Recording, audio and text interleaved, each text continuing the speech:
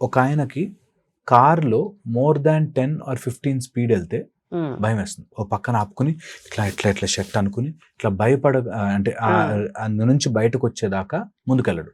So okay. ఇక్కడ నుంచి ఒక 5 కిలోమీటర్లు వెళ్ళాలంటే ఒక 20 సార్లు ఆగుతాడు. అబ్బా, అంత భయం అంత ఉంటుంది. భయం ఉంటుంది. ఆ, అది ఏముంది మనకు చూస్తే అవును. కారులోనే కదా, 15కి సేఫే కదా. 15 మళ్ళీ స్పీడ్ కూడా పెద్ద కాదు.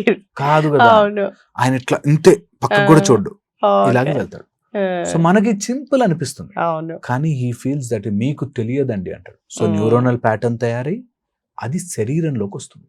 ఈ ఓకే. శరీరంలోకి వచ్చే చేతులు వణకడము, గుండెల్లో దడ రావడము, అదంతా నిజమని నమ్ముకుని మొత్తం ఇలా చెమటలు పట్టడము, ఓకే. ఇలా జరుగుతాయి. ఓకే. ఇలా జరిగింది కాబట్టి ఉమ్, అది నిజమని ఇంకా కన్ఫర్మేషన్ అవుతుంది. ఓకే. ఇప్పుడు ఈ చక్రంలో పడ్డారు. ఓకే. సో అది చూడగానే భయం వేసింది, భయం రాగానే వాళ్ళకి బాడీ అంతా చేంజెస్ అయ్యాయి, బాడీ చేంజ్ అయింది కాబట్టి ఇంకా భయపడుతుంది. ఓకే. సో ఈ సర్కిల్లో పడి కొట్టుకుంటారు. ఎలా దీన్ని బయటికి రావాలి సార్? బయటికి రావడంలో ఫస్ట్ అండ్ ఫార్మోస్ట్ థింగ్, ఎప్పుడైనా అలాంటిది ఈవెంట్గా మార్చుకోకూడదు మైండ్లో. ఓకే. మన మైండ్లో ఉమ్, అది ఒక ఈవెంట్గా మార్చుకోకూడదు. ఉమ్, ఓకే.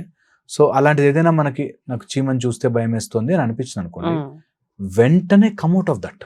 ఆ థాట్ ని కూర్చుని డిస్కషన్ చేయొద్దు. చెయ్యొద్దంటారా? అక్కడ మైండ్ లో డిస్కషన్ చేయొద్దు. ఓకే. మైండ్ లో చెయ్యొద్దు. దట్ వేరే వాళ్ళతో మాట్లాడొచ్చండి. అది ఎవరైనా నిజంగా నమ్మదగిన వాడు లేకపోతే దాన్ని మరీ అన్కంట్రోల్ అయితే చెప్తే ఉమ్, ఎంత మాట్లాడితే అంత పెద్దగా అవుతుంది.